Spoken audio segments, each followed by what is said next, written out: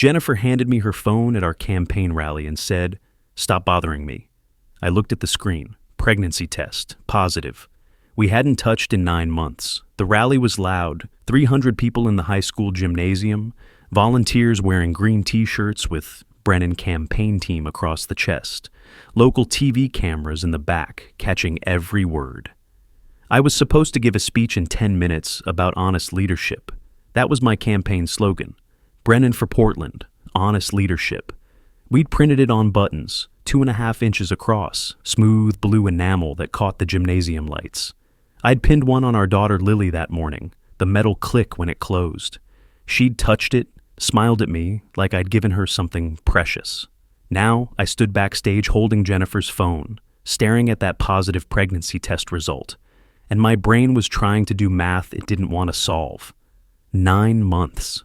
We hadn't been intimate in 9 months. I knew the exact number because I'd tracked it without meaning to, the way you tracked the last time you talked to someone before they died. September, October, November, December, January, February, March, April, May, June. 9 months. And now, in October, she was pregnant. Thomas. Jennifer's voice was sharp. She grabbed the phone back. I said, "Stop bothering me. I need to focus on this rally." She walked away, her red leather portfolio tucked under one arm. Crimson Italian leather with her initials JLC in gold on the front. I'd bought it for her when she became my campaign manager. That was 3 years ago, back when I thought we were a team. Back when I thought, "Stop bothering me," just meant she was stressed about campaign logistics, not that she was building a separate life I couldn't see. The volunteers were setting up chairs. Lily was across the room, coordinating social media, her blue button catching the light every time she moved. She was 19, sophomore at Reed College, political science major. She wanted to be exactly like us, like Jennifer and me. A political power couple, she called it. She'd posted it on social media last week. My parents are relationship goals, a political partnership built on trust. 23,000 shares. My campaign treasurer, Helen Rodriguez, walked by carrying a thick folder. 89 pages, I'd learn later, green highlighter marks throughout. She caught my eye, started to say something, then thought better of it. I went on stage, gave my speech. Honest leadership starts at home, or it doesn't start at all. The crowd cheered. Jennifer stood off to the side, smiling for the cameras, one hand resting on her stomach, in a gesture that looked maternal and strategic all at once. After the rally, during the reception in the school cafeteria, her coat was hanging on a chair. I wasn't looking for anything. That's what I told myself later. I wasn't looking. But the coat pocket was open, and something silver caught the light. A phone. Not her phone, a different one. Old model, the kind with a flip top. Silver case, scratched from being shoved in pockets. I picked it up.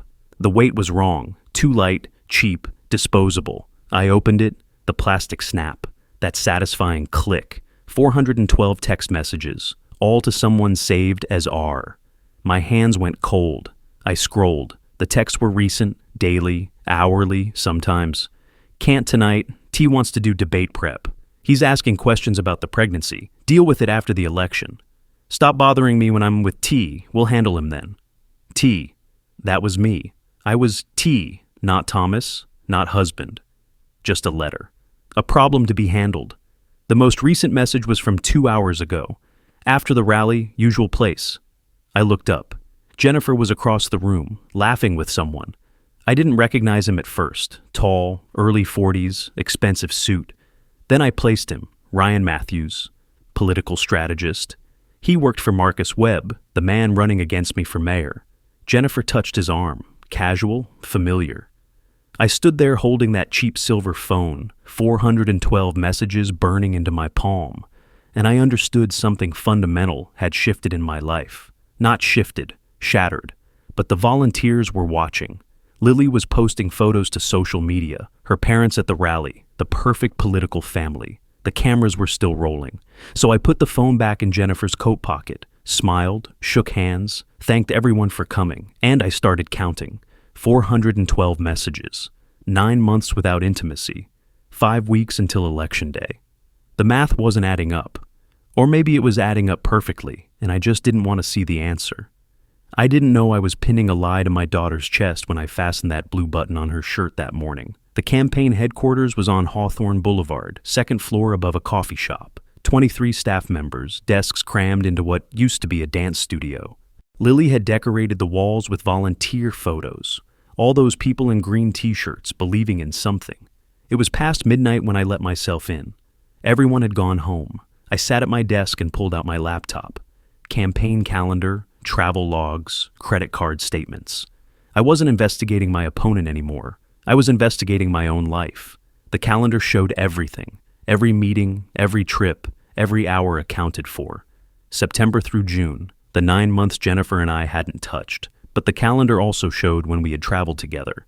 3 trips, Vancouver in February, San Francisco in March, Chicago in May. Except Jennifer's calendar showed something different. Vancouver, yes. San Francisco, she'd stayed an extra 3 days for strategy meetings. Chicago, she'd gone early for advance work. Strategy meetings, advance work, all the vocabulary of politics that sounds legitimate until you realize it's just cover for something else. I pulled up the campaign finance reports, payments to consultants. One name kept appearing, Ryan Matthews Consulting LLC, $12,000 over 6 months, monthly payments, $2,000 each time.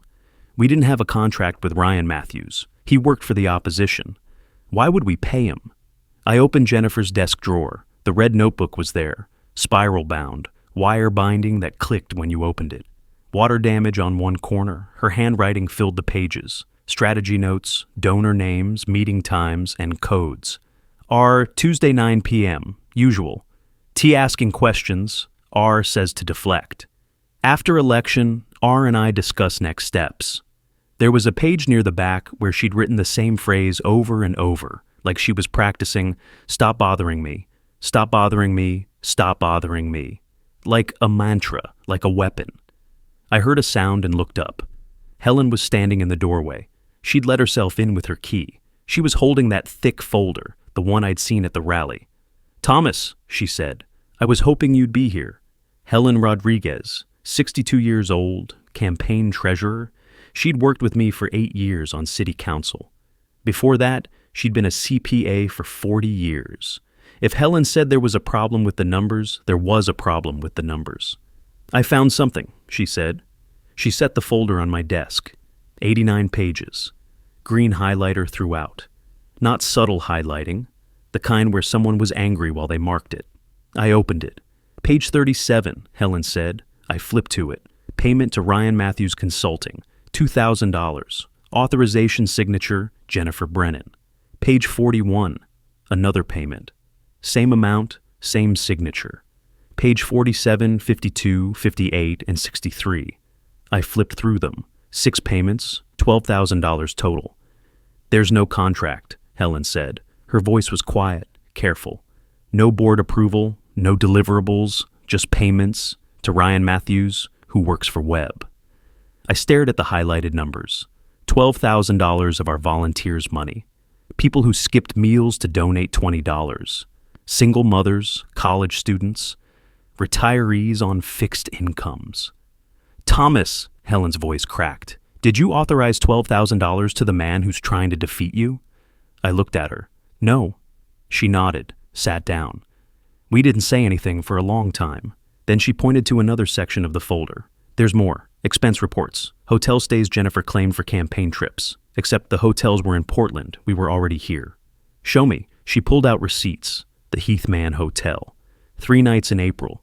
Jennifer had claimed it as out-of-town advance work for Chicago trip. But the dates were wrong. She was supposedly in Chicago.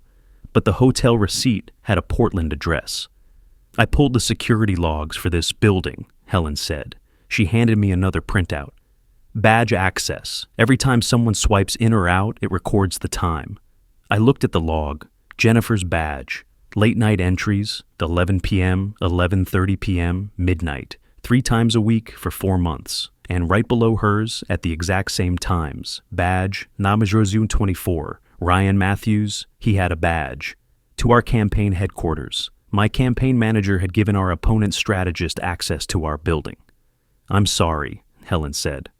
I looked at those numbers, the highlighted pages, the hotel receipts, the badge logs. All that evidence, cold and factual and undeniable. My wife wasn't just cheating, she was embezzling. She was giving our campaign secrets to the opposition. She was using our volunteers' donations to fund her affair. I thought about that blue button on Lily's shirt. Honest leadership. Helen walked by holding that green ledger, and I knew Jennifer's betrayal had a price tag. $12,000 of our volunteers' money. 2 days later, I'm in my home office. 3 a.m, can't sleep.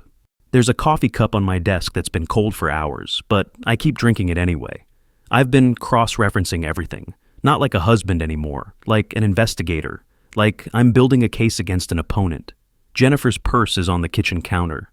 She's asleep upstairs. I'm not proud of what I'm about to do, but I'm past pride now. I need to know. I find the orange prescription bottle at the bottom of her purse under old receipts and gum wrappers. Standard pharmacy bottle, about 3 inches tall. Orange plastic, translucent enough to see the pills inside if you hold it to the light. Child-proof cap. I push down while twisting. It clicks open. The label says prenatal vitamins, J. Brennan in that standard pharmacy font. CVS logo at the top, date stamp at the bottom. I read the date, read it again. Pull out my phone and open the calendar. The prescription was filled 7 weeks ago. 7 weeks. But Jennifer just told me 3 days ago at the rally that she was pregnant.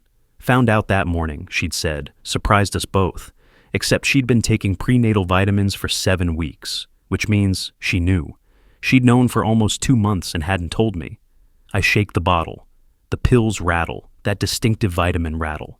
The sound feels too loud in the quiet kitchen. I pull up the calendar on my laptop. Count backward from today. 7 weeks ago, I was in New York closing a deal with the transit union. Jennifer was supposedly here in Portland doing local outreach. But if she knew she was pregnant 7 weeks ago, and we haven't been intimate in 9 months. The math is simple, basic biology. The kind of math a 9th grader could do. This baby isn't mine. I sit there holding that orange bottle, those pills rattling inside, and I realize Jennifer wasn't just lying about the affair. She was planning to pass this baby off as mine. She was going to let me believe I was the father, let me raise another man's child, let our entire family live a lie. And she'd been preparing for it. 7 weeks of prenatal vitamins, carefully timed announcements, public displays at rallies, my phone buzzes, text from Daniel Foster, my press secretary. Web campaign just posted debate topics on social media. These match our internal prep questions word for word. We have a leak. I look at that text, look at the orange bottle in my hand, look at Helen's folder on my desk with those highlighted pages. Affair, embezzlement, campaign sabotage, and now a baby she's trying to pass off as mine. Jennifer walks into the kitchen, sees me holding the bottle. "Why are you going through my purse?" Her voice is sharp, defensive, not surprised, not guilty, just angry that I found something. "When were you going to tell me?" I ask. "Tell you what?" "That you've been taking prenatal vitamins for 7 weeks, that you knew you were pregnant 2 months before you told me." She stares at me, calculating. I can see her brain working through possible responses. Finally, she says, "I wanted to be sure, make sure everything was okay before... We haven't had sex in 9 months, Jennifer." Silence. "The pharmacy date is right here," I continue. I'm still holding the bottle. My hand is steady, but there's something shaking deep inside me that I can't control. 7 weeks ago. Timeline doesn't work. She takes the bottle from my hand. "You don't know what you're talking about." "I know math, I know biology, I know when we were together and when we weren't." "Stop bothering me with this conspiracy theory bullshit, Thomas." She throws the bottle back in her purse. "I'm pregnant with your child. Deal with it." But she can't look at me when she says it. She walks upstairs. I hear the bedroom door close. Lock. And I sit in the kitchen with cold coffee and a calendar and a receipt from a pharmacy that proves my wife has been lying for 2 months. Daniel's text is still on my phone. Campaign leak. Internal strategy given to the opposition. Only 3 people had access to our debate prep materials. Me, Daniel, and Jennifer. Helen's ledger is in my office. $12,000 to Ryan Matthews. The burner phone is in Jennifer's coat. 412 messages to BR. And the timeline. The timeline doesn't lie. 7 weeks of prenatal vitamins, 9 months without intimacy, basic biology. If you've ever had to fact-check someone you loved, had to investigate your own life like it was evidence in a case, just type truth in the comments. Sometimes the hardest investigations are the ones closest to home. You're not alone in that. Helen walked by earlier holding that green ledger. Financial discrepancies, she'd said. I was about to learn Jennifer's betrayal had a price tag, and a timeline, and a paper trail that led straight to the man trying to take my job. The next day, I'm at campaign headquarters. Daniel drops a stack of papers on my desk, 2 schedules side by side, ours, Webb's. Look at these, he says. I look. Our internal campaign schedule, Thomas Brennan's movements hour by hour, neighborhood canvassing, donor meetings, media appearances, strategy sessions, and Webb's schedule, posted by his campaign manager on social media that morning, dated 2 days ago. They're identical. Not similar, identical. Down to the coffee stain on page 3 where Jennifer spilled her latte during a planning meeting. How did they get this? Daniel asks, but he's not really asking. He knows. I trace the coffee stain with my finger. I remember that meeting. Jennifer had laughed when the coffee spilled. Sorry, she'd said. I'm distracted. I'd thought she meant distracted by campaign stress. Now I know she was distracted by the man she was texting every hour, the man she was giving our strategy to. Only 3 people had access to this schedule, Daniel says. You, me, and Jennifer. I look at him. He's 33, been with me since my first city council race. Smart, loyal, exhausted from working 80-hour weeks on a campaign that's being sabotaged from the inside. I didn't leak it, he says. You didn't leak it. He doesn't finish the sentence. He doesn't have to. Grace Kim walks over. She's the volunteer coordinator. 29 years old, immigrant family, believes in public service the way people believe in religion. She's holding a clipboard with volunteer schedules. Thomas, she says, can I ask you something? She lowers her voice. I've been here late a lot, organizing phone banks. And I've seen... She pauses, looks uncomfortable. I've seen Jennifer and Ryan Matthews here, after hours, multiple times, in your office. Daniel and I look at each other. Ryan Matthews? I ask. The guy from Webb's campaign? Grace nods. I thought maybe it was legitimate, like maybe you knew, some kind of bipartisan thing. But it was always late, and they always seemed... She trails off, surprised when I walked in. Daniel picks up the schedules. Thomas, I think we need to call a senior staff meeting. This leak is more than just incompetence. It's deliberate. But I'm thinking about something else. I'm thinking about that audio recorder I keep in my office, the black one. Professional grade. I use it to record practice interviews, work on my debate responses. LED light on top that glows red when it's recording. This morning, I'd been practicing. Set the recorder on my desk. Then Jennifer called me downstairs for a crisis with a donor. Some problem that needed immediate attention. That was 8 hours ago. I haven't been back to my office since. I walk down the hall, open my office door. The recorder is still on my desk. The red LED is still glowing, still recording. I've been gone 8 hours, and the recorder has been running the entire time. I press stop. The beep sounds very loud in the quiet office. I rewind, press play. For a while, there's nothing. Just ambient sound, people walking by in the hallway, phones ringing. Then I hear the door open. Voices. Are you sure he's not coming back? A man's voice. Ryan Matthews. He's dealing with the donor crisis I invented. Jennifer's voice. We have time. I increase the volume. My hands are shaking now. That deep internal shaking that makes it hard to hold things steady. The debate is in 2 weeks, Ryan says. We need to finalize this. I gave you his prep materials. What else do you want? I need to know his weakness, what he'll do under pressure. Jennifer laughs. It's a sound I don't recognize. His weakness? He's too honest for this, Ryan. That's his fatal flaw. He actually believes all that shit he says about integrity. Then we use it, Ryan says. After the election, we'll handle him. Stop bothering me about the timeline, Jennifer snaps. I told you I'd tell him when I'm ready, after the election, once he's invested, once he thinks the baby is his. Silence.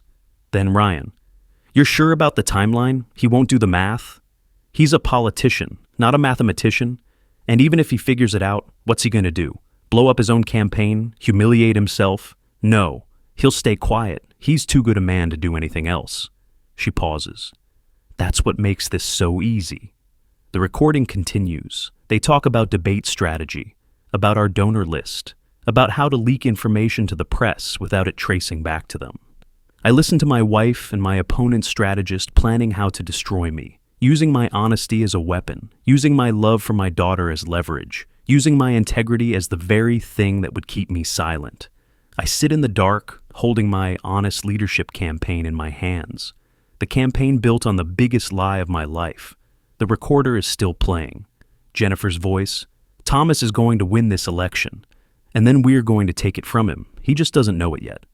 The recording ends. 4 hours of conversation, 4 hours of evidence, 4 hours of my wife's voice explaining exactly how she views me.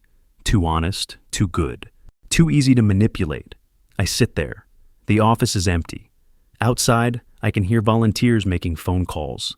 Lily is probably out there coordinating social media. Helen is probably going over more finance reports. Daniel is probably writing press releases. And they all believe in something I'm not sure exists anymore. The blue button on my jacket catches the light from my desk lamp. Honest leadership, it says. I wonder when the lies started. I wonder if they ever really stopped. But I know one thing.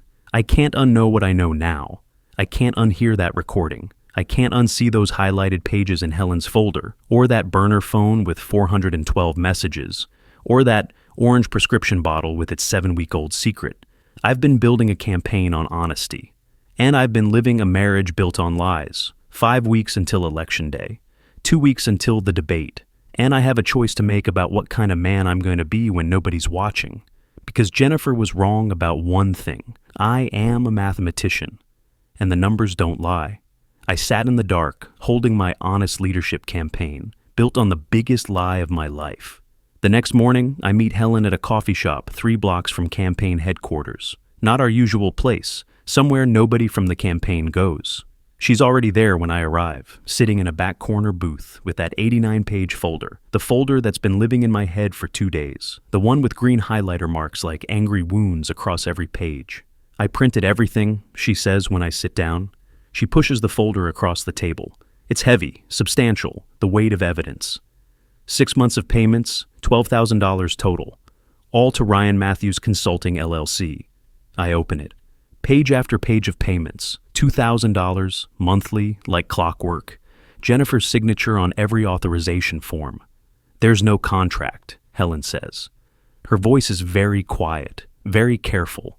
The way you talk when you're about to destroy someone's life. No deliverables, no invoices, no project scope, just payments. She points to a highlighted section. And look at the dates. I look. The first payment was in April, right after Jennifer and I stopped being intimate. Right when the distance started. The vendor application Ryan submitted lists his business address, Helen continues. She pulls out another paper. It's a UPS store mailbox. The phone number goes to a Google Voice account. There's no legitimate business here, Thomas. This is just money. Given to the man trying to defeat you, using donations from people who trust us. I think about those volunteers, the college students who donated $15, the retired teacher who sent $50 with a note that said, "Thank you for being honest," the single mother who stopped by headquarters to drop off $20 in cash because she couldn't afford more but wanted to help. Helen, I say, did you authorize these payments? No. Did I? No. Then who did? She doesn't answer. She doesn't have to. I flip through the pages. There are expense reports too. Hotel stays, meals, travel, all charged to the campaign. All signed off by Jennifer, the Heathman Hotel. 3 nights, $847, claimed as advance work for Chicago trip. Except the hotel is in Portland, and the dates were when I was in New York, another hotel, the Sentinel. 2 nights, $628. Strategy planning session, same story, Portland hotel. I was out of town.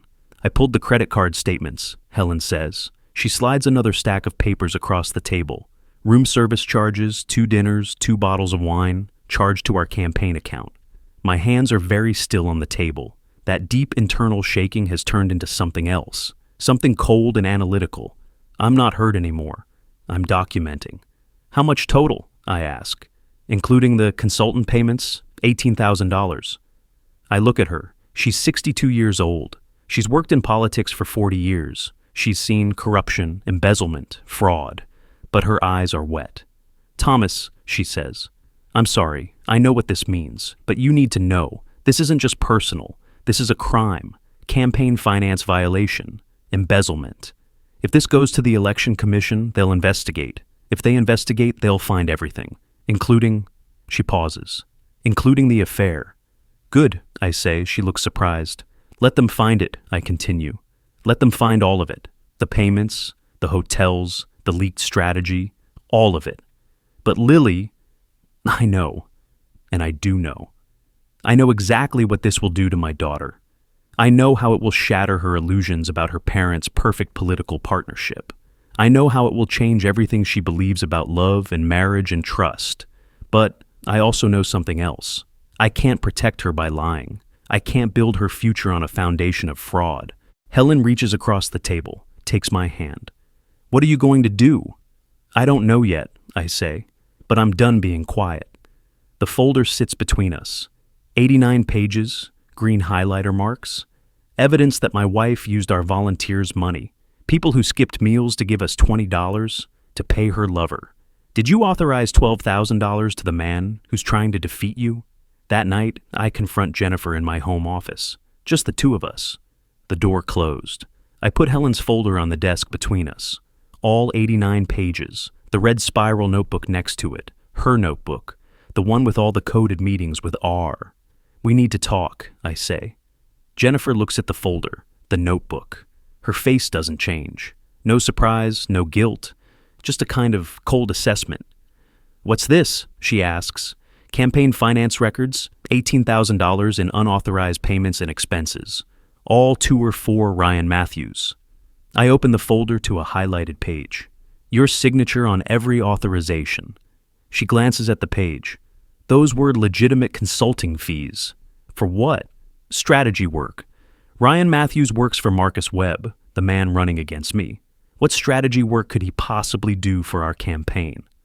Opposition research. He provided intel on Webb's operation. Show me the contract. There isn't one. It was an informal arrangement. Show me the deliverables. It was verbal. Show me one piece of intelligence he gave us that we used. Silence. I flip to another highlighted page. The Heathman Hotel. 3 nights.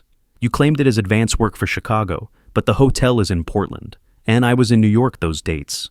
I had local meetings. At a hotel 15 minutes from our house, I needed privacy for sensitive negotiations. With Ryan Matthews? Her jaw tightens. Stop bothering me with this conspiracy theory bullshit, Thomas. There it is. That phrase again. Stop bothering me. The same phrase she'd written over and over in her notebook. The same phrase she'd texted to Ryan 412 times. The same phrase she'd said on that audio recording. I press play on my laptop. Her voice fills the room. He's too honest for this, Ryan. That's his fatal flaw. Jennifer goes very still. The recording continues. Her laugh, Ryan's response, the whole conversation about using my integrity as a weakness, about handling me after the election, about the baby's timeline. I let it play for 2 minutes. Then I stop it. 4 hours, I say. 4 hours of you and Ryan Matthews in my office, planning how to sabotage my campaign, using our volunteers' donations, leaking our strategy, lying about everything. She stands up, picks up the red spiral notebook. The wire binding clicks. You recorded me without my consent. That's illegal. You embezzled $18,000. That's also illegal. I did no such thing. Helen has the receipts, the bank statements, the credit card records, all of it. She opens the notebook, flips through pages like she's looking for something specific. Then she closes it, sets it back on the desk. Okay, she says. Let's say, hypothetically, that I made some questionable payment decisions. Let's say I had a relationship with Ryan that crossed professional boundaries. What are you going to do about it? Report it to the election commission, file for divorce. She laughs, actually laughs.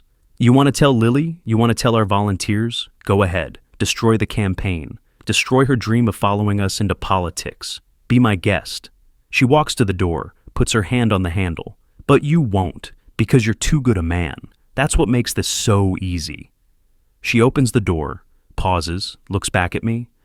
Stop bothering me with investigations and recordings and ledgers, she says. You want to win this election? Then shut up and let me run the campaign. You want to play detective? Fine. But when you lose, when Marcus Webb becomes mayor and Lily asks why her father destroyed everything they built, you remember this moment. You remember that you chose your pride over her future. She walks out. The door closes. I sit there looking at that red notebook, the wire binding, the water-damaged corner, her handwriting filling every page with codes and meeting times, and that phrase repeated like a mantra, "Stop bothering me." She knew. She knew exactly what she was doing, and she knew exactly what I wouldn't do. She's using my love for Lily as a weapon, using my integrity as leverage, using my goodness as the reason I'll stay silent. And the worst part is, she's right.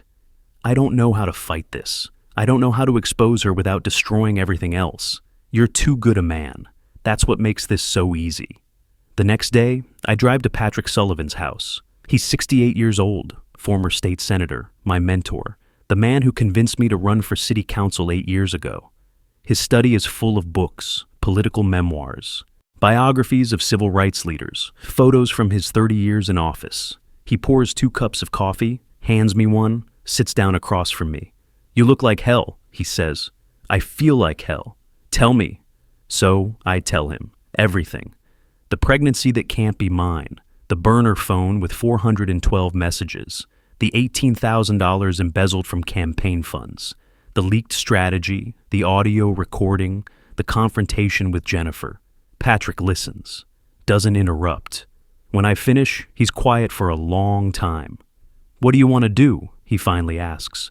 I want to expose her. I want justice. I want her and Ryan Matthews to face consequences. Okay, and then what? Then, I don't know. Win the election, I guess. Move forward. Will you win? The polls show I'm ahead by 6 points. That's not what I asked. Patrick leans forward. Will you win if you expose Jennifer? If the affair becomes public? If the embezzlement investigation starts? If Lily finds out her mother's pregnant by another man? If all of that becomes the story? Will you still win? I don't answer. And more importantly, Patrick continues, what does winning look like? Becoming mayor by destroying your family? By using your daughter's pain as campaign material? By letting volunteers watch their donations turn into a tabloid story? So, I stay quiet? Let Jennifer and Ryan get away with it? I didn't say that. Patrick stands up, walks to his bookshelf, pulls down a photo, his swearing-in ceremony from 30 years ago. His wife, his kids, everyone smiling. I learned something in 30 years of public service, he says. When someone backs you into a corner, they expect one of 2 things. You fight or you surrender. But there's a third option. You change the game entirely. What does that mean? It means you're asking the wrong questions, son. It's not about winning the election or exposing Jennifer. It's not about fighting or staying silent. He sets the photo in front of me. It's about what kind of man you are when nobody's watching. What kind of father?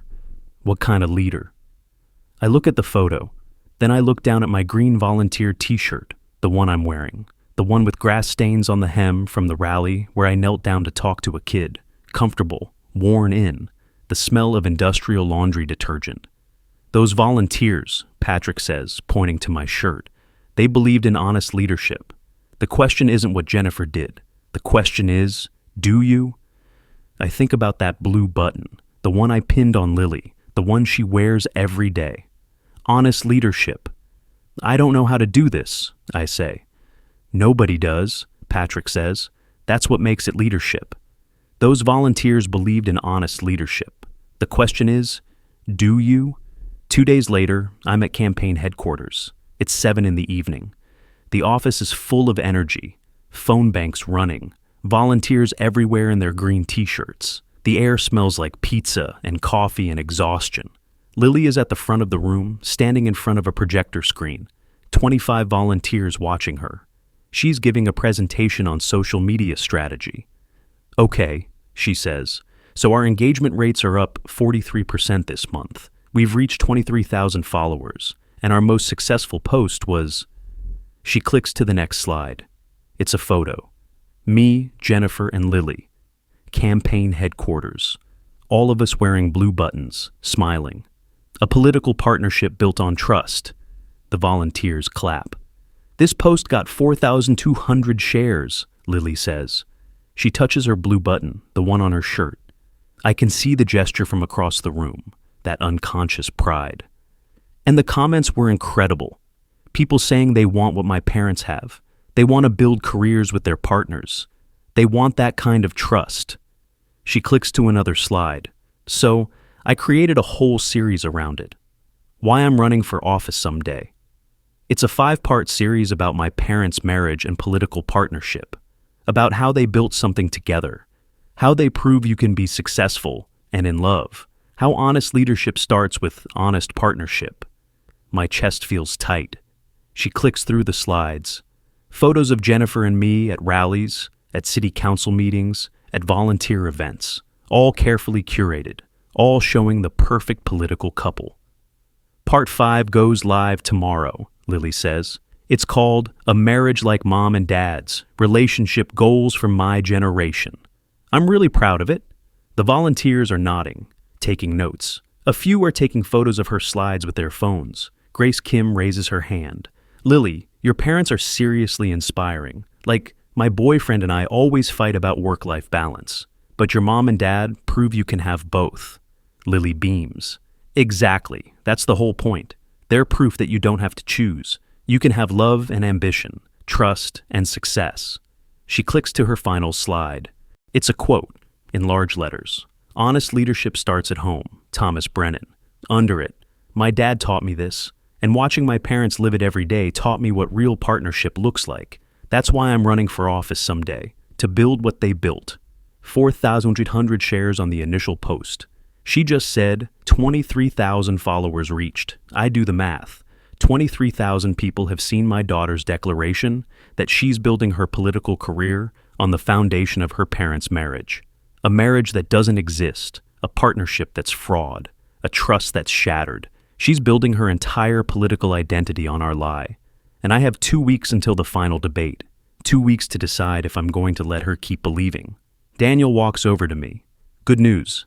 The latest poll has you up by 6 points. If we maintain momentum through the debate, we'll win this. I watch Lily taking questions from volunteers. She's so proud, so idealistic, so convinced that what she's seen for 19 years is real. That blue button catches the light every time she moves. Thomas, Daniel says, you okay? No, I'm not okay. My daughter just shared her dream with 23,000 people, and I'm about to tell her it's built on lies. 1 week before the debate, we're in the campaign conference room, debate prep. 8 people around the table. Daniel, Helen, Grace, 4 senior volunteers, Jennifer, me. Jennifer is running the prep. She has her red notebook open, notes about probable questions, attack lines Webb might use, our responses. Okay, she says, let's run through the format one more time. 3 moderators, 90 minutes, 6 segments of 15 minutes each. She flips a page in her notebook. The wire binding clicks. First segment is always about key issues. That's where you hit your strongest points. Daniel nods. Housing crisis, public transit expansion, business development. Right, Jennifer says. Webb will try to paint you as too idealistic, too naive. You counter with specifics, numbers. You've been on city council for 8 years. You have a record. She's good at this. That's the worst part. She's genuinely talented at campaign strategy. If she'd been loyal, if she'd actually been on my side, we would have been unstoppable. My phone buzzes. Text from Daniel. Webb's campaign just posted about debate topics. Check Twitter. I open Twitter. Marcus Webb's campaign account has posted a thread. Looking forward to next week's debate. Key topics include... and then a list. Housing policy, transit funding, business incentives, education, public safety. It's our internal debate prep list, word for word. The list Jennifer created 3 days ago. The list that was only shared with people in this room. I look at Jennifer. She's still talking, explaining strategy. Her phone is face down on the table, but I can see the screen light up, a text notification. Jennifer, I say, cutting her off mid-sentence. Can I see your phone? Everyone goes quiet. What? She says. Your phone. Can I see it? Why? Because Webb's campaign just posted our internal debate topics, and only people in this room knew what was on that list. She stares at me. Are you seriously accusing me? I'm not accusing, I'm asking. Let me see your phone. The room is very quiet. Everyone's looking at us. Helen, Daniel, Grace, the volunteers. They can all feel it. The tension that's been building for weeks finally cracking open. Stop bothering me with conspiracy theories, Jennifer says. She stands up, grabs her red notebook. I'm not going to sit here and be accused. Then show us your phone, I say. No. Why not? Because this is ridiculous. Because you're being paranoid. Because... She looks around the room, at all the faces watching us. Because I don't have to prove my loyalty to you. Daniel stands up. Jennifer, if there's a leak in this campaign, we need to find it. Thomas isn't being unreasonable. Oh, so now you're taking his side. There are no sides, Daniel says. There's just the truth. And if you have nothing to hide, I don't have to hide anything. Jennifer's voice is loud now. I've been running this campaign for 3 years. I've worked 80-hour weeks. I've raised money. I've built strategy. And now my own husband is accusing me of being a spy in front of our staff. She's good. I'll give her that. She's making this about loyalty, about trust, about me being the aggressor. But Helen clears her throat. Jennifer, she says quietly, there's also the matter of the payments to Ryan Matthews Consulting. $18,000. No contract, no deliverables. I've been meaning to bring it up. Jennifer turns to Helen. Those were authorized consulting fees. Authorized by whom? By me. I'm the campaign manager. But you're not the treasurer, and those payments require dual authorization, mine and Thomas's. Helen opens her own folder. I never signed off on them, which means you forged my signature. The room goes very still. That's a serious accusation, Jennifer says. It's a documented fact, Helen replies. I have the paperwork, your signature, and a forged version of mine that doesn't match my actual signature. She slides a paper across the table. See? The loop on my H is different. This isn't my handwriting. Jennifer looks at the paper, then at me, then at everyone else in the room. Fine, she says. You want to audit the campaign finances? Go ahead. You want to question every decision I've made? Fine. But when we lose, when Marcus Webb becomes mayor, because you were too busy investigating your own team, remember this moment. She walks out. The door slams. Nobody says anything for a long time. Finally, Grace speaks. Her voice is very small. I need to tell you something. I've seen her here, late at night, with Ryan Matthews, multiple times. I thought maybe it was, I don't know, but now... Daniel looks at me. Thomas, what's going on? What's going on is my campaign manager is my opponent's strategist's lover. What's going on is she's embezzled $18,000. What's going on is she's pregnant with his baby and trying to pass it off as mine. What's going on is my entire life has been a carefully constructed lie, and I've been too focused on policy papers and housing initiatives to see it. But I don't say any of that. Instead, I say, the debate is in 1 week. Let's focus on that. Stop bothering me with conspiracy theories. Here's the question I was facing. If you were me, if you were Thomas, would you expose the leak during the live debate in front of 85,000 people? Type expose if you'd call them out publicly. Or would you keep quiet and find another way? Type quiet if you'd handle it differently. What would you do? Both choices destroy something. That's what made it impossible. 1 week later, final debate, citywide broadcast, 85,000 viewers. I'm backstage at the Civic Auditorium, 400 people in the audience, 3 moderators, 90 minutes that will determine who becomes the next mayor of Portland. In my jacket pocket, folded carefully, are divorce papers. I filed them this morning, legal separation. Jennifer doesn't know yet. Nobody knows except my lawyer and me. I can feel the papers when I move. The crinkle of legal documents against my chest, right over my heart. Through the curtain, I can see the audience. Front row, Lily. She's wearing a blue button. Her hair is perfect. She's recording on her phone, probably going to post the whole debate to social media. 23,000 followers watching her watch me. 3 rows back, Helen, Daniel, Grace, volunteers in green t-shirts, people who believe in something. Stage right. Marcus Webb, My opponent, 51 years old, corporate attorney, expensive suit, confident. He doesn't know his strategist has been feeding me to him piece by piece. He probably thinks he's just that good. Backstage left, Jennifer. She's in her element, clipboard, red leather portfolio, that red spiral notebook. She's talking to someone, probably giving last-minute instructions to staff. She looks up, sees me watching her, smiles, gives me a thumbs up, like we're a team, like we're partners, like she didn't spend the last 6 months selling me out to the man I'm about to debate. A stagehand taps my shoulder. 5 minutes, Mr. Brennan. I touch my jacket pocket. Feel those divorce papers. Feel that weight. On the table backstage, there's a family photo in a silver frame, 8 by 10, me, Jennifer, Lily. First family of Portland, the caption says. Someone from the campaign put it there for good luck. But the glass is cracked. I don't know when that happened. Maybe this morning when Jennifer was moving things. Maybe weeks ago. Maybe it's been cracked this whole time, and I just didn't notice.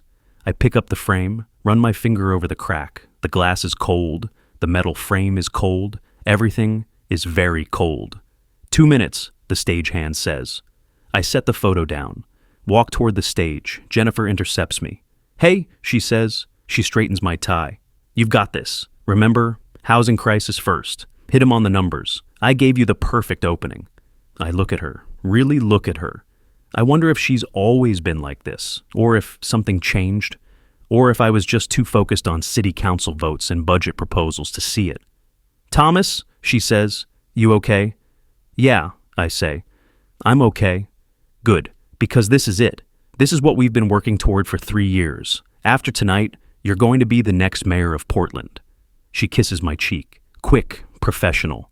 For the cameras that are everywhere. Go win this. She walks away. The red leather portfolio under her arm, the red notebook in her hand. I walk onto the stage. The lights are very bright. The audience applauds. Webb is already at his podium. I take my place at mine. The moderator, a woman from the local NPR affiliate, welcomes everyone, explains the rules. 90 minutes. 6 segments, no interruptions, direct questions, time for rebuttals. We'll begin with you, Mr. Brennan, she says. Your campaign slogan is honest leadership. What does that phrase mean to you? And there it is, the question, the impossible question. 85,000 people are watching. Lily is in the front row, her blue button catching the light. Jennifer is backstage. Helen and Daniel are in the audience. Volunteers everywhere in their green t-shirts. I have divorce papers in my pocket. I have an audio recording of my wife planning my downfall. I have $18,000 in embezzled funds. I have a campaign built on lies. I have a daughter who's building her future on a foundation of fraud. I have 2 choices. Tell the truth and destroy everything. Or lie and win. But Patrick's voice is in my head. It's not about winning or exposing. It's about what kind of man you are when nobody's watching. Except everyone is watching. Right now. 85,000 people. I take a breath. Honest leadership, I say slowly, means being willing to lose everything to preserve your integrity. The moderator blinks. That's not the answer she expected. It means, I continue, that you can't ask people to trust you with their city if you can't trust yourself with your own life. It means you can't campaign on transparency if you're hiding things. It means you can't promise accountability if you're not willing to be accountable first. I can see Lily in the front row. She's stopped recording. She's just watching me. It means, I say, and my voice is very steady now, very clear, that sometimes the right thing to do is the hardest thing to do. And if you're not willing to do hard things, you have no business asking for leadership. The audience is very quiet. The moderator looks at her notes, then back at me. That's quite a philosophical answer, Mr. Brennan. Can you give us something more concrete? What does honest leadership look like in practice? In practice, I say, it looks like admitting when you're wrong, admitting when you've made mistakes, admitting when the life you're presenting to the world doesn't match the life you're actually living. I pause. And it means being willing to pay the cost of that honesty, even when the cost is everything you've worked for. Webb is looking at me strangely. He senses something. He doesn't know what, but he senses blood in the water. The moderator moves on. Housing questions, transit questions, business development, education, public safety, all the topics that were leaked to Webb's campaign, and I answer them, honestly, with numbers and specifics and 8 years of city council experience. But the whole time, I can feel those divorce papers in my pocket. I can see that blue button on Lily's shirt. I can see Jennifer backstage, watching, calculating, and I know that I'm about to change everything. The debate ends. The audience applauds. Webb and I shake hands. The cameras flash. Backstage, Jennifer is jubilant. "You killed it! Did you see Webb's face when you hit him on the housing numbers? Perfect. God, you were perfect." Helen pulls me aside. "That opening answer," she says quietly, "that wasn't debate prep." "What was that?" "That," I say, "was the truth." I look back at the stage, at the podiums, at the lights, at the audience filing out. Lily is still in the front row, still wearing that blue button. She's looking at her phone, probably reading comments on her live stream. And I know what I have to do next. I took a breath, and I told the truth, just not the one they expected. The morning after the debate, I call an emergency meeting, not at campaign headquarters, at Patrick Sullivan's house, his study with all the books and political memoirs and photos from 30 years of public service. Helen arrives first, then Daniel, then Grace. Patrick makes coffee for everyone. We sit around his desk, the 5 of us who know pieces of the truth. I put the campaign finance ledger on the desk. 89 pages, green highlighter marks. Next to it, the audio recorder, black plastic, professional grade, LED light dormant now. "I'm withdrawing from the race," I say. Silence. Helen's coffee cup stops halfway to her mouth. Daniel's face goes pale. Grace just stares at me. "Thomas," Helen says carefully, "you're 6 points ahead. The debate went well. We can win this." "I know." "Then why?" "Because if I win on lies, then Jennifer was right. Honest leadership is just a slogan." I open the ledger. 89 pages of volunteer donations. Used to fund my wife's affair. Used to pay the man trying to defeat me. Every time someone donated $20, every time a college student skipped a meal to give us $15, that money went here. I tap the highlighted pages. To this. "But you didn't know," Daniel says. "You're not responsible for—" "I am responsible." I pick up the audio recorder. I have 4 hours of Jennifer and Ryan Matthews planning how to sabotage this campaign. I have proof of embezzlement. I have proof of infidelity. I have proof of campaign violations. I set the recorder down. And if I use that proof to win, what does that make me? "It makes you a candidate who exposed corruption," Grace says. "No, it makes me a man who used his wife's affair as campaign material, who dragged his daughter through a public scandal to win an election, who let volunteers watch their donations turn into tabloid headlines." I look at the green t-shirt I'm wearing, the one with grass stains on the hem, comfortable, worn in. These volunteers believed in something, and I won't destroy that belief to prove Jennifer wrong. Patrick has been quiet this whole time. Now he speaks. What about justice? What about accountability? Justice will happen, I say. I filed for legal separation yesterday. Helen is reporting the campaign finance violations to the Election Commission. They'll investigate. Jennifer and Ryan will face consequences. But that's different from using it to win. Helen is crying. She's trying not to, but tears are running down her face. "Thomas, we've worked so hard. 3 years, 80-hour weeks, all those volunteers, all those doors we knocked, all those phone calls. We can still win this. At what cost? At the cost of beating Marcus Webb. At the cost of actually getting to do the work we've been planning for. The housing initiatives, the transit expansion, the education funding, all of it. And I'll do that work," I say. "Someday, when I've earned it, when I can look at myself in the mirror and know I got there honestly." I touch the ledger. "Right now, I can't." Daniel stands up, paces to the window. "The staff is going to ask questions. The volunteers are going to want to know why. I'll tell them the truth, personal integrity, family situation. I won't give details, but I won't lie." "What about Lily?" Grace asks quietly, and there it is. The question I've been avoiding. "I'll tell her," I say. "After I make the announcement, I'll tell her why." "How much?" Helen asks. "How much of the truth?" "Enough, not everything, but enough that she understands this isn't about giving up. It's about standing up." Patrick refills his coffee, sits back down. You know what you're doing? You're choosing the hardest possible option. You could win. You could expose Jennifer and win. You could stay quiet and win. But you're choosing to lose with integrity. That's not martyrdom. That's leadership. Or it's cowardice, I say. I don't know yet. You will, Patrick says. Someday you'll know. But right now, you just have to do it. We sit there for a long time, the five of us. Coffee getting cold. Morning light coming through Patrick's study window. Finally, Helen picks up the ledger, holds it. These volunteers, she says, her voice is thick with tears. They're going to be heartbroken. I know. They're going to think we failed them. No, I say. We're going to show them what success actually looks like. Not winning at any cost, winning the right way, or not winning at all. Daniel turns from the window. When? Tomorrow. I'll announce tomorrow, 1 week before the election. Helen sets down the ledger, wipes her eyes. Okay. If this is what you're doing, let's do it right. Let's draft a statement. Let's plan the press conference. Let's make sure the volunteers hear it from you first, not from the media.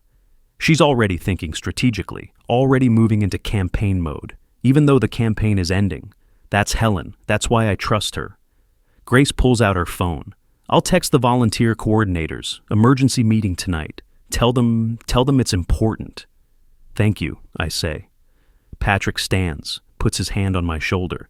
Son, I've watched a lot of politicians make a lot of choices over 40 years. This is the hardest one I've ever seen anyone make, and probably the right one. Probably? That's all you get in politics. Probably, maybe, hopefully. You never know for sure until history tells you. He squeezes my shoulder. But I'm proud of you.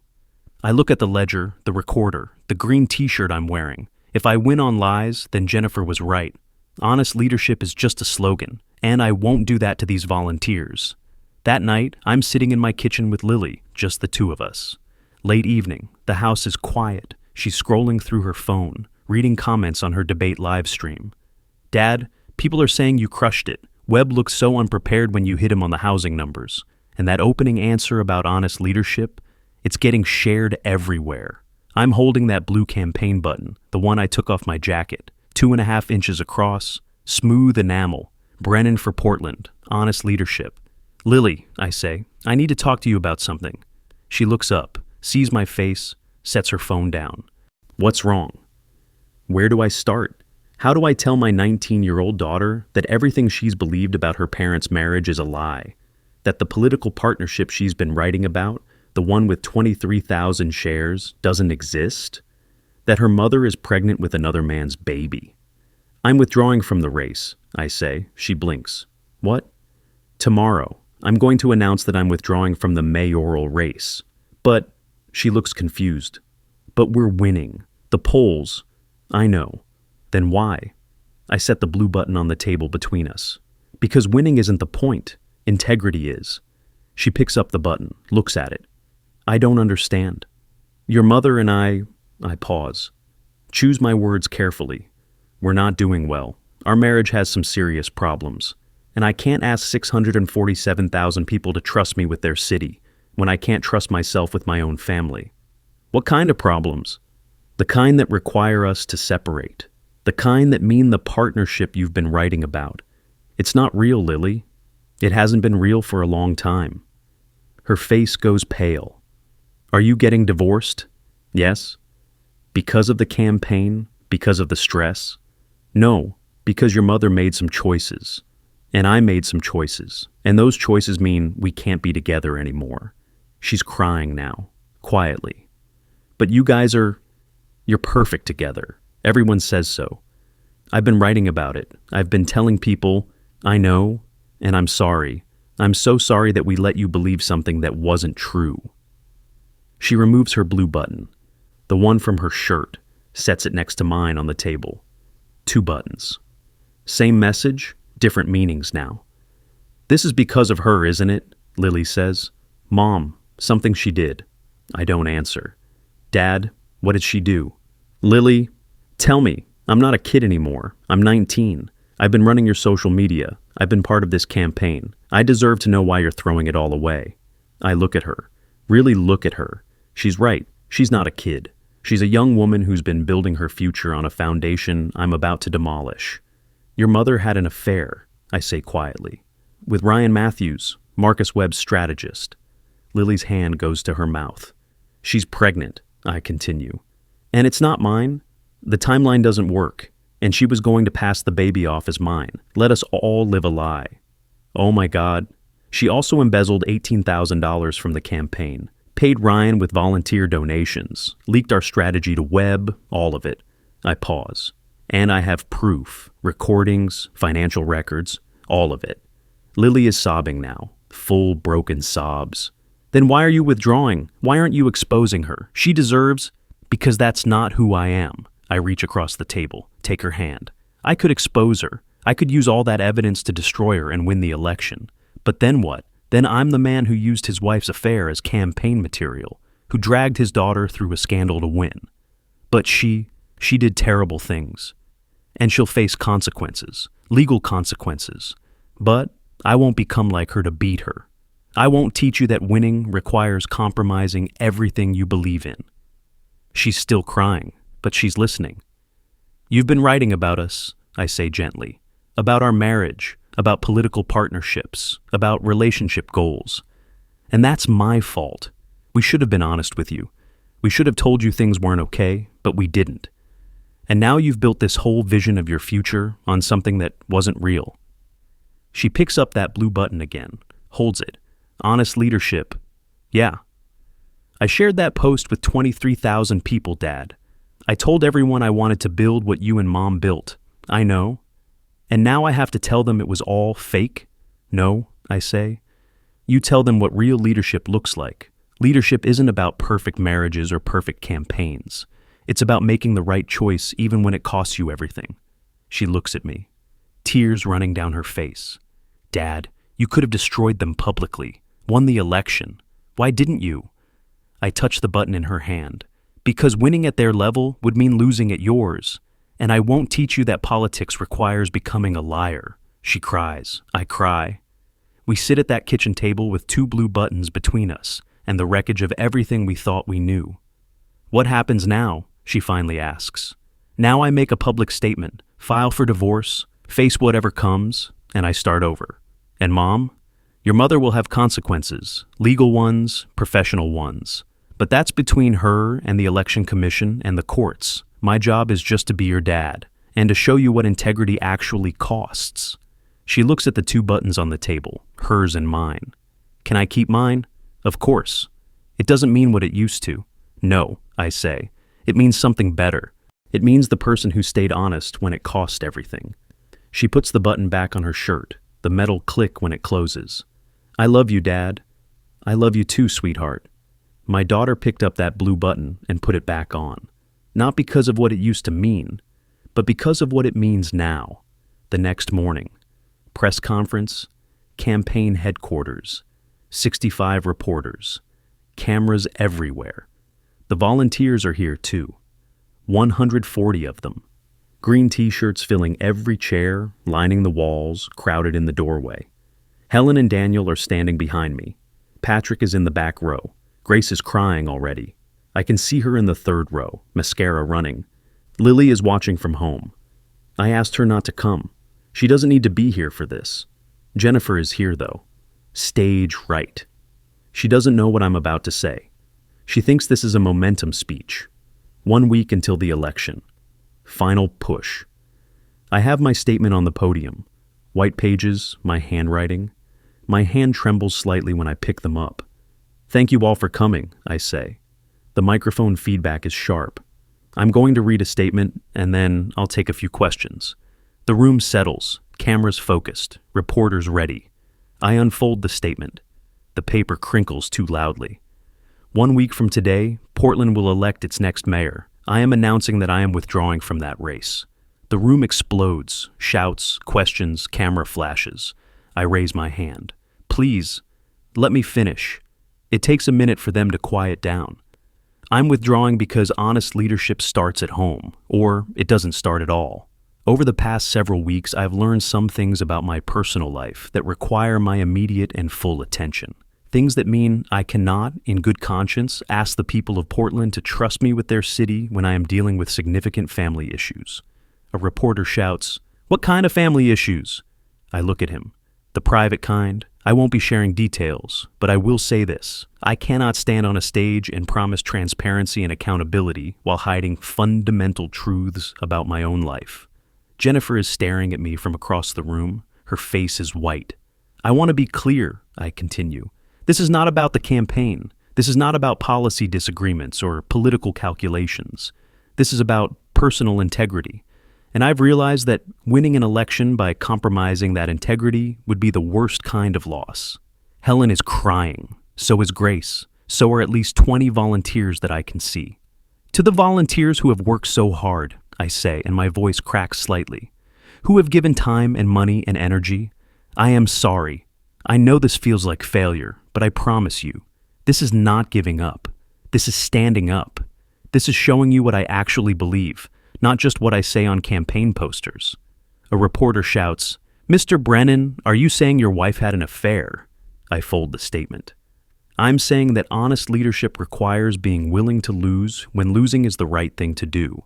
I'm saying that some costs are worth paying, and I'm saying that the people of Portland deserve a mayor who has earned the right to lead, not one who won by compromising everything he claims to believe. Another reporter. Will you endorse Marcus Webb? No, I'll let the voters decide. I'm simply removing myself from consideration. What about the campaign finance investigation? So, they already know. Someone leaked it, probably Helen after she filed the complaint with the Election Commission. That's an ongoing investigation, I say. I won't comment on it, but I will say this. When we built this campaign, we promised honest leadership, and honest leadership means accountability for everyone, including people close to me. I can see Jennifer in my peripheral vision. She's backing toward the exit. One more thing, I say. My daughter Lily has been a huge part of this campaign. She's been coordinating social media.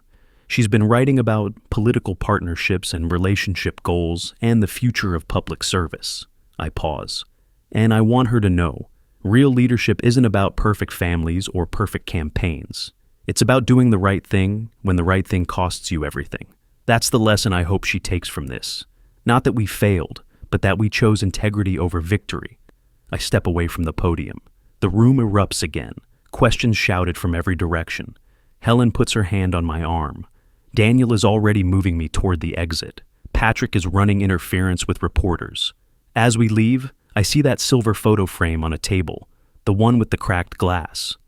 First Family of Portland. Someone set it there this morning for good luck. I pick it up.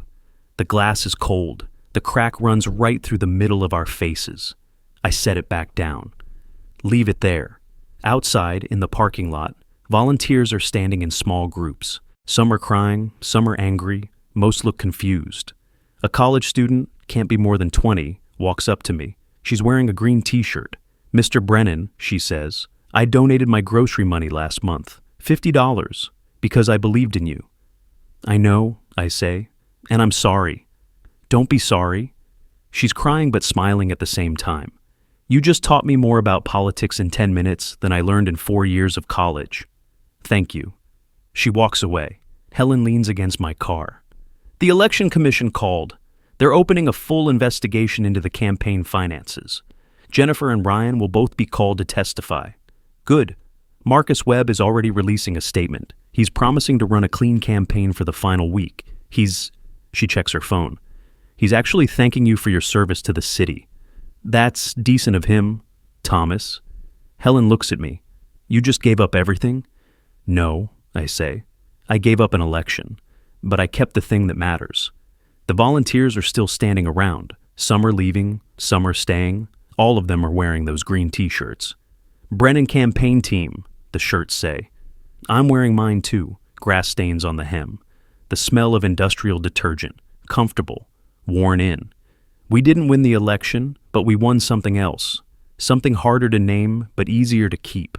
I couldn't ask 647,000 people to trust me with their city while I was lying to my own daughter. The room exploded when I said it, but I meant it. 6 months later, Reed College, spring semester, May 2026. I'm standing at the front of a classroom, 24 students, including one in the back row. Lily, she's taking notes. Blue button on her backpack, the same one. She kept it. Welcome to Political Science 301, I say. Integrity in Public Service. I'm Thomas Brennan. Some of you know me as the guy who withdrew from the mayoral race last October. Some of you know me as Lily's dad. Some of you have no idea who I am. All of those are fine. A few students laugh. This class is about what happens when your principles cost you something, when doing the right thing means losing, when integrity has a price tag and you have to decide if you can afford it. I lean against my desk. We're going to study case studies, politicians who chose correctly, politicians who chose incorrectly, and all the gray area in between. I'm wearing a green volunteer t-shirt, the same one from the campaign. It still has grass stains on the hem. I wear it every time I teach, a reminder. But before we get into theory, I say, I want to tell you a story about a campaign, about a marriage, about a choice. And I tell them, not everything, not the details about Jennifer and Ryan, but the shape of it, the outline, the moral question at the center. I had evidence, I say, audio recordings, financial records, proof of embezzlement, proof of sabotage. I could have exposed everything, won the election, become mayor. Why didn't you? A student asks. Because winning that way would have made me complicit in the very dishonesty I was campaigning against. Because it would have taught my daughter that politics requires compromising your integrity.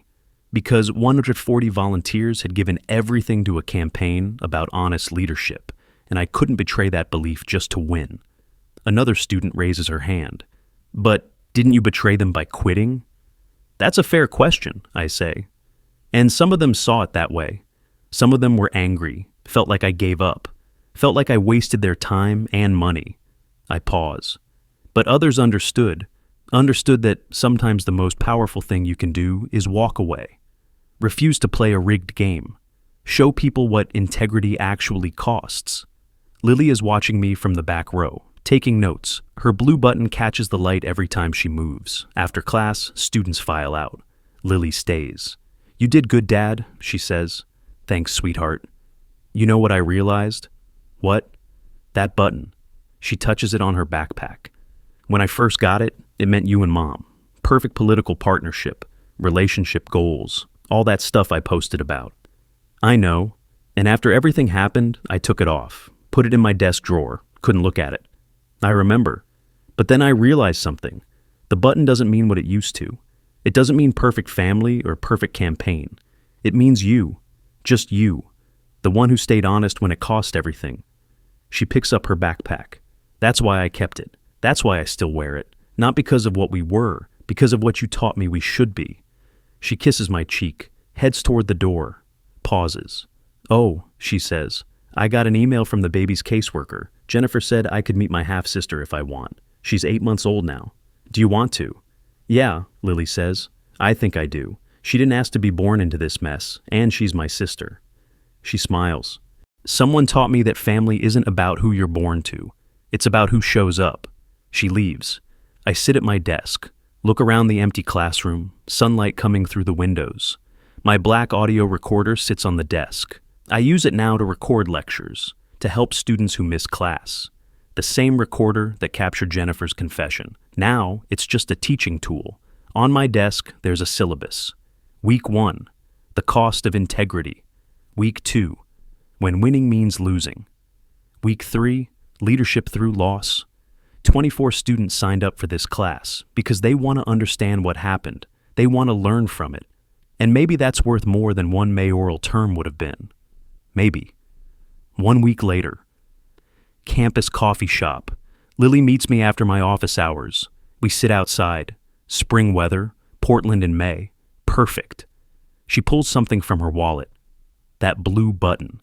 She's kept it there, along with her student ID and credit cards and a photo of us from before everything fell apart. I want to show you something, she says. She opens her phone, pulls up an article. My professor asked me to write about the campaign, about what I learned. It's getting published in the Read Political Journal. I read the title. When Leadership Means Walking Away, A Daughter's Perspective. 23,000 people shared my original post about you and Mom, she says, about relationship goals and political partnerships. And I felt so stupid after everything came out. Like I'd lied to all those people. You didn't know. I should have known. I should have seen the signs. But I was so invested in the idea of you guys, the perfect political couple, the honest partnership, all of it. She sets the button on the table between us. But then you withdrew, and at first I was angry. I thought you gave up. I know. But then I watched what happened next. Webb won, became mayor, and within 3 months there were corruption investigations, kickback schemes, all the stuff you would have prevented. And I realized you didn't give up. You refused to become what you were fighting against. A woman walks by, sees me, stops.